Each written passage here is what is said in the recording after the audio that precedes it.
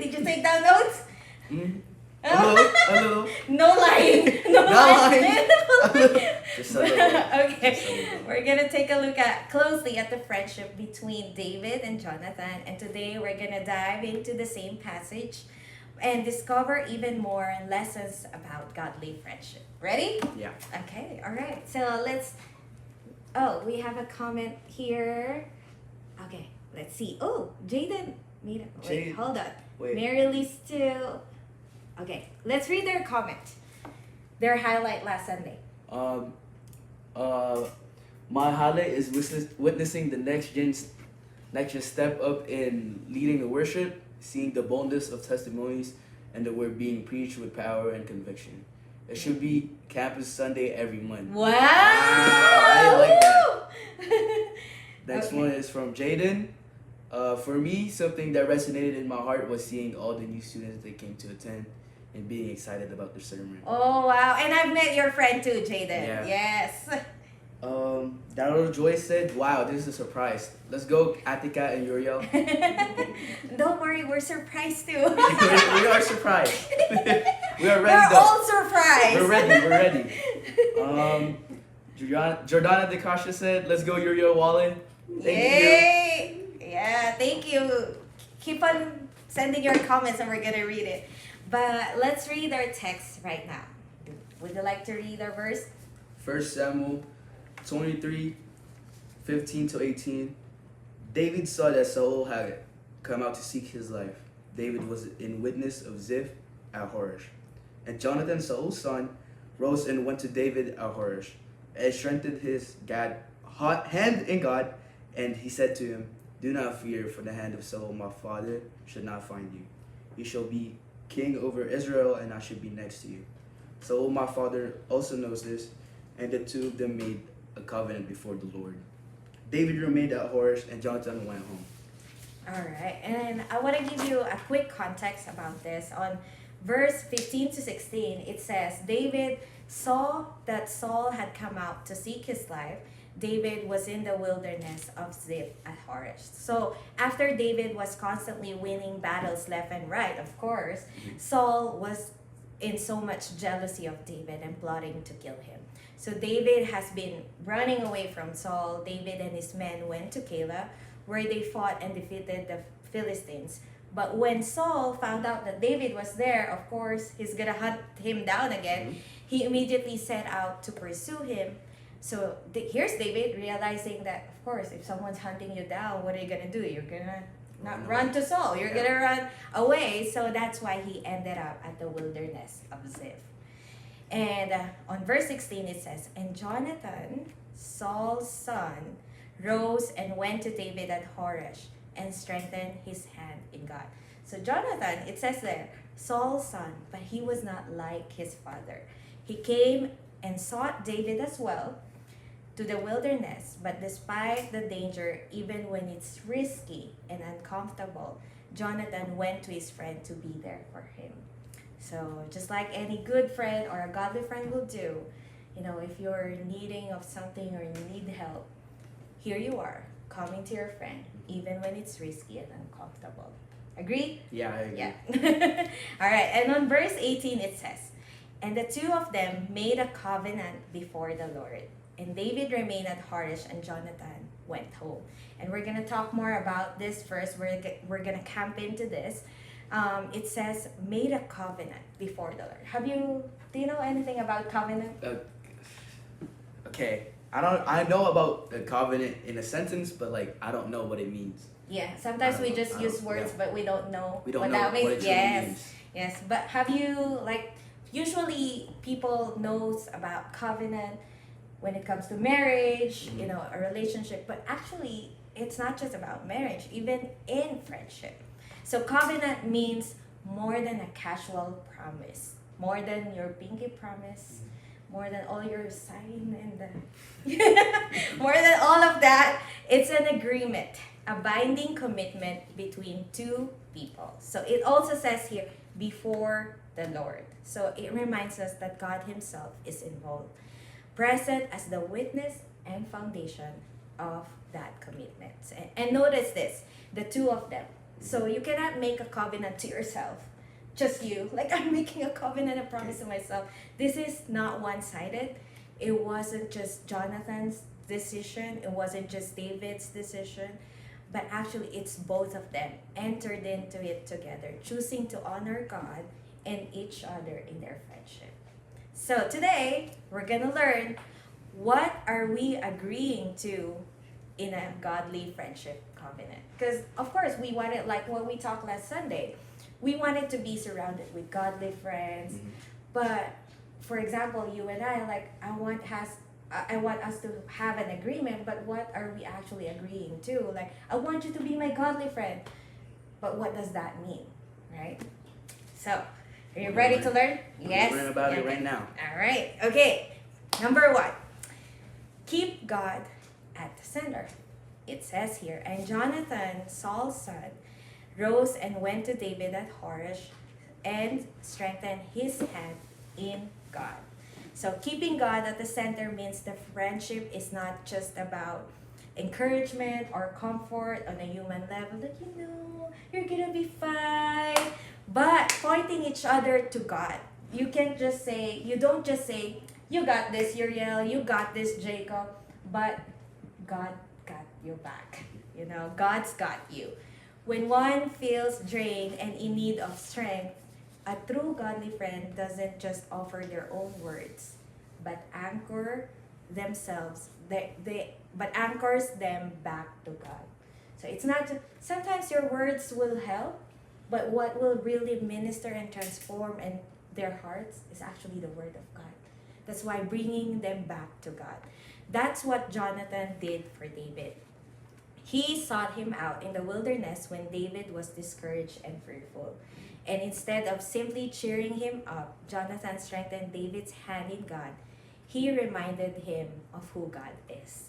So Jonathan knew that his role is not to replace God, but reconnect David to God.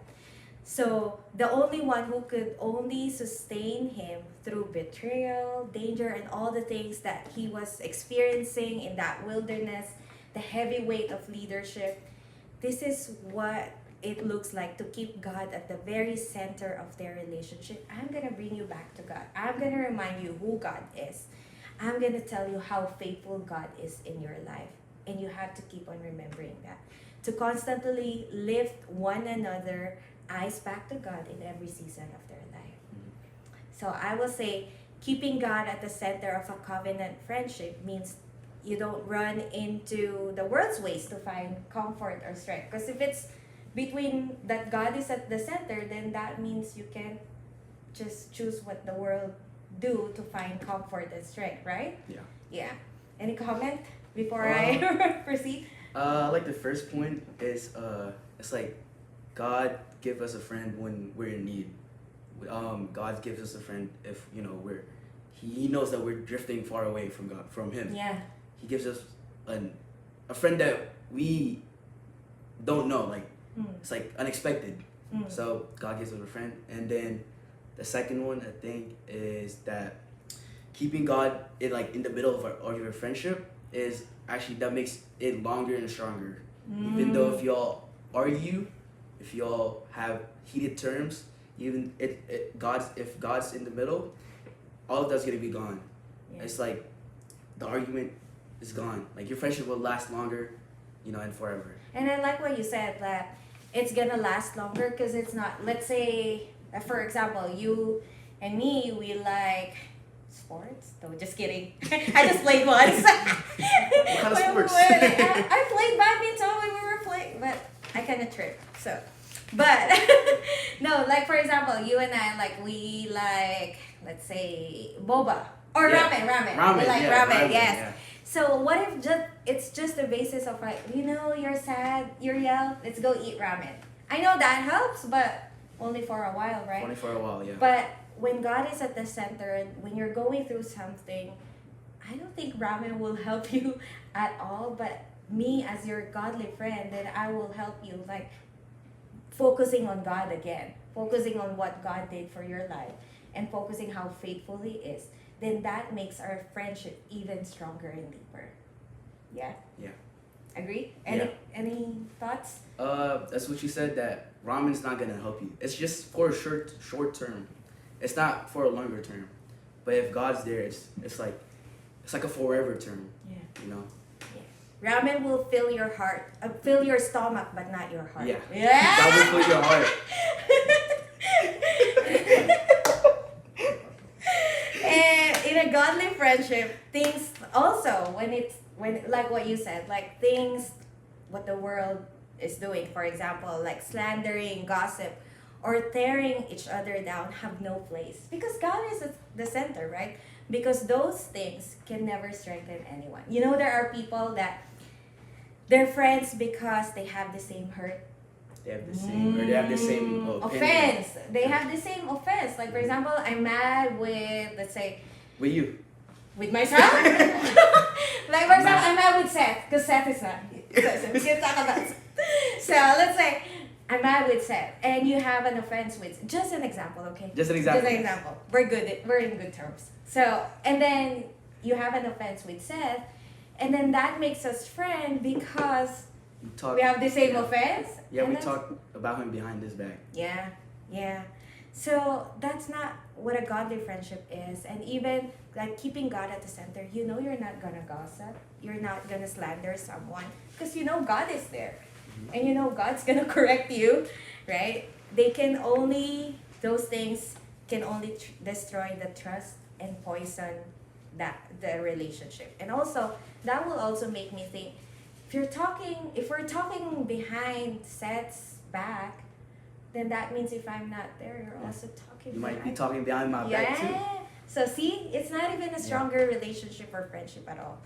So when God is at the center, your friendship is on the safe place. No negativity or drama, but one where you're continually reminded of God's presence, His promises, and His plans for your lives. Yeah, do you agree? Yeah. Let's see if there's any comment here. Oh, wait. No, you're too. Okay, ooh, you. See? Okay. I'm right. Okay, oh, you're right. Okay, read it. Jane, oh, there's one more? Oh, never mind. Alright, okay, you can read it. Mary Jane Davis said, so Kat will preach once a month. Let's go. Oh, no! Oh, no. I think she would like that. No. Okay, Carl, let's see what Carl says.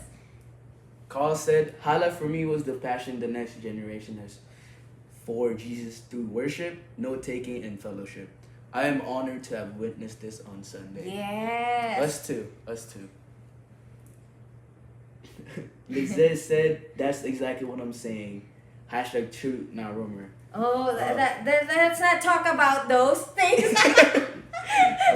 Let's focus on the word and no behind my back. No comment behind my back. Oh, Paula made a comment like emoji there. Emoji, oh, sad emoji. I think that girl is so proud of you right now.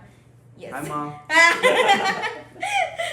All right. Okay. Moving on. Any more comment before I proceed to number 2, or let's go? No comments. All right. Okay. Let's see.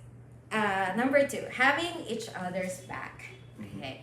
On 1 Samuel chapter 23, verse 17, and he said to him, "Do not fear, for the hand of Saul my father shall not find you. You shall be king over Israel, and I shall be next to you." Saul, my father, also knows this. I highlighted there, for the hand of Saul, my father, shall not find you. So Jonathan was really confident that his father will not be able to kill David. Over and over again, Saul attempted to take David's life. But in every one of those moments, Jonathan chose not to side with his father, but to stand with his friend. So here's what happened. This is not the first time that this happened, because Jonathan keeps on saving and protecting and defending his friend David. It says here, when Saul once again plotted to kill David, this was in chapter 19, Jonathan didn't remain silent. So here Saul wanted son, let's kill David. And Jonathan was actually remaining silent, nor did he try to stay neutral or just, whatever that, like I don't know what you're doing. But instead, he acted. He first warned David of the danger and told him to hide. Then, while David was in safety, now Jonathan went straight to his father, like, remember David, he's a good guy. And of course, I'm paraphrasing, but he was pleading David's case. He was saying that David, he has a lot of victory because of God, and he didn't do anything wrong to you. Like, he was actually protecting and defending David's character to his dad. Like, he stood up for their friendship. So Jonathan protected and defended his friend. And surprisingly, Saul listened that time. So he listened to his words, and his anger was calm, at least for a season. So David's life was spared. So after that conversation, when Saul calmed down, so Jonathan immediately went to David, and he said, "You're good. My father will not hunt you for now, for this season." But also, he was saying that in a sense, that he was showing that I protected you. And David trusted his words. Like, David could have think that, why will I trust you? That's your dad. Did you really talk to him about me? Did you really protect me? But David really trusted what Jonathan said. They have each other's back, and they're not fighting against each other. So let me see here. Let me say it here. When someone tries to hurt your friend or starts gossiping about them, so what do? Are you the one who steps in to stop it? Or do you just stay silent? Or worse, you just join in the conversation. Join the club. Yeah, talk about them. Any comment? For me, I mean, sometimes I stay silent if it's like, it's not that bad. Yeah. But sometimes I talk. Not gonna lie, sometimes if it's like a funny joke, joke, it's like just teasing him because it's funny. I'll join in for a little bit and like I'll stop and that's it. But it's just for fun. Do you want to repent now? Do you want to start praying now? It's not like a bad gossip. It's like okay, defend yourself. It's not a bad gossip. Yeah, but actually, as a friend, like for example, like what we were talking about, that if I'm not there, if I know that when it's a godly friendship, then I don't have to worry, because I know my friend will not talk behind my back. Or I know you're protecting me. Or for sometimes, we all have our, not really secrets, but those things that we don't share to a lot of people. Like, for example, I share something deep to you. I trust you enough that you are protecting me and defending me from others as well when I'm not there. Yeah. Do you have those friends? Yeah, I definitely have those friends that, I can be trusted to, and like if I have any problems, they'll be there for me. And the only thing that they will say, like all of them, is just they're gonna point me to God. That's all they're gonna do. I know that's the end, but yeah, it's still true. Yeah. Have you protected someone or defended someone when they gossip about that person? Yeah, definitely. Cause I just really, that's my bro. That's my homie, and I just don't really like the people how they, that's not even him. They sometimes, if they gossip, they add on.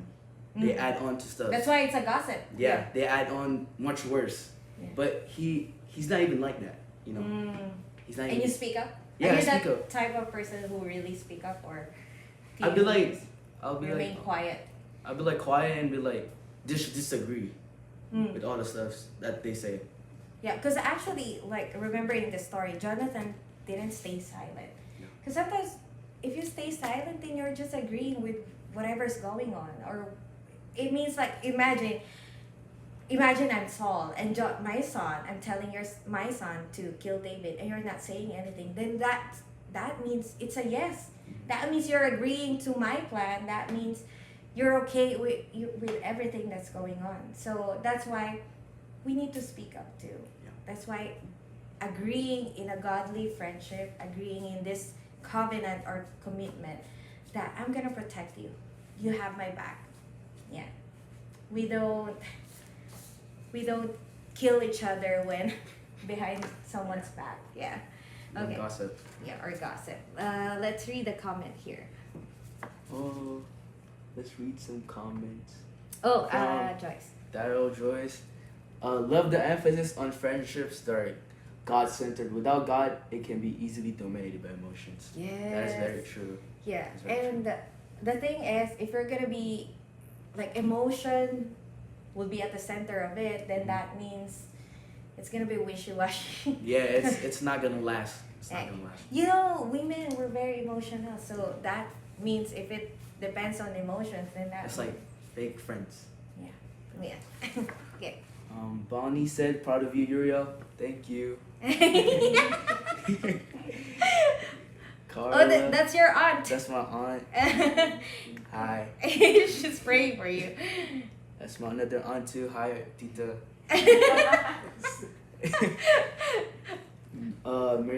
Mary Jane Davis said, "So true. Silence can sometimes be just damaging as the words that are being spoken." Yes, yeah. Silence means you're just agreeing. Yeah. Yeah. It's like- Silence means yes. Yeah, silence means yes sometimes. If Yeah. if they're talking about you and like silence, it's just like you're taking it all in. Yeah. So like they'll keep on until you speak up. Yes. Yeah. Okay, and we're going on our third point, which is reassure God's call in each other's lives. So first was keeping God at the center. Mhm. Second, having each other's back, and now reassure God's call in each other's lives. So on verse 17 it says, "You shall be king over Israel, and I shall be next to you." David could have easily forgotten his calling, because sometimes we experience those too. Like we can relate to David when you have challenges left and right. You, for example, being a student, you've gone through a lot of like friendship hurt, especially as a freshman, navigating your career decisions, your studies, or sometimes getting rejected from a college application, or getting your heart broken too. Sometimes you forget, do I still have a purpose in life? Or Lord, do you still have any plans for me? Because I don't see anything happening right now. And this is when we need a friend who is really gonna point us back to God and remind us of our calling. So with David, experiencing hardships, betrayals, dangers that he had faced, the constant running, the threats, imagine that, the threats of his life, the weight of being misunderstood, any of this could have caused lost sight of God's calling. Because he is also a human experiencing all these things, and how much more could he take, right? But here's Jonathan reminding David that even though the season was hard, God's call for his life have not changed. Jonathan reassured him that he is still the chosen next appointed king. So no matter what obstacles happen, or no matter what happened in his life stood in the way, more than that, Jonathan humbled himself. It even says there, it says, he declared that I would stand beside you, supporting you in your plan. As a friend, it's not competing with each other. Like, I know you're going to be the next king, and I shall be there cheering for you and rallying for you, So when life gets messy and your situation feels uncertain, do you have friends who will remind you of your calling or who you are in Christ and reassure you of God's calling over your life? Or do they just echo with your doubt and fears? Any comment with that? Just what you said, like Jonathan humbled himself and declared that he would stand beside David. That they really like, if y'all compete to each other, like nothing's gonna happen. It's like there's someone's gonna win, someone's gonna lose. and that's like your friend too. Oh. You know, like you don't want to see your friend losing. Yeah. You want them right beside you, like winning. Yeah. So it's either you support them or they support you, or you guys support each other Whoa. to just Like to win or to stand up. Yeah. Yeah, I remember this. Like, if you, like, for example, you're competing with one another, with each other, Mhm. and if one of you lost, if one of you is losing, then that means both of you Both of you are losing. losing the battle. So, sorry. Have you experienced that too? That someone's reminding you of your calling, do you feel like you were discouraged?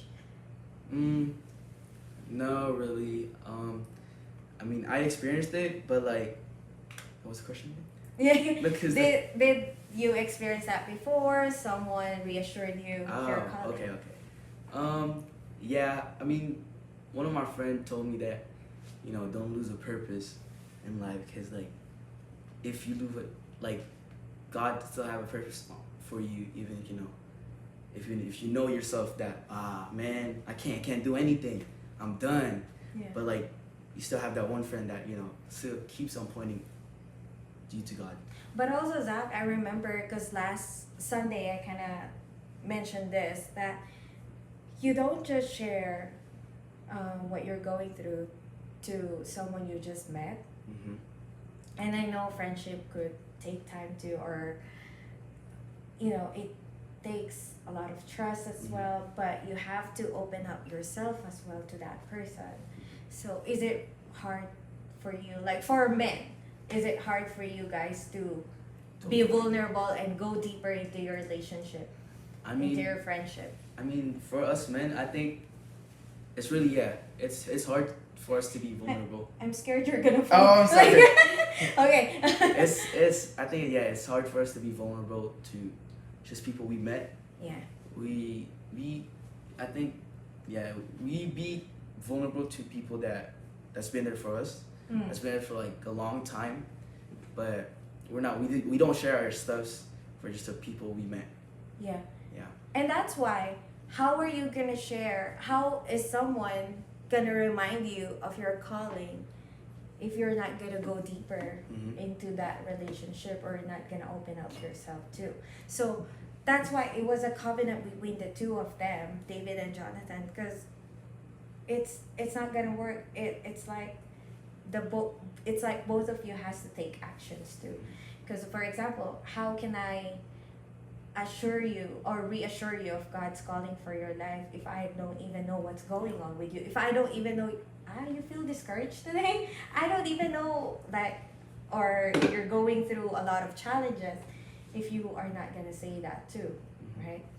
Yeah. And I hope you have those people in your life too. And I kind of I want to share that too, because I have, like, I think growing up being independent for me, so I don't want to share that much to people. Like, I really, or also because of hurt, like friendship that I've experienced hurt before, and I sometimes feel like, oh, maybe this person will eventually leave me, or I don't want to be a hassle to someone. Like, for example, you know, that's your friend. You know that a godly friend will go to you right away, right? They're gonna go even if it's even if it's risky or inconvenient. But I don't want to do that with a friend. But what if it's their heart to really help me? And sometimes I have to guard myself too. That it's okay. It's okay to be vulnerable, so that someone will really remind me of God's calling for my life. You agree? Yeah, I agree sometimes. Yeah. Sorry. No, I thought we have a comment, but yeah. Ooh. Yeah, Ooh. sorry. Okay. Yeah. So I hope with Jonathan and David's story, I hope this also speaks to your life, that, you know, godly friendship really is important in your walk with the Lord. And it may not be deep as you starting, but I hope you invest time and be open to that person too, especially when God is at the center of it. That's why it's a covenant. And agreement to have a godly friendship is a serious binding commitment that doesn't depend on circumstances or feelings, but it is worth it in your life. You agree? Yeah.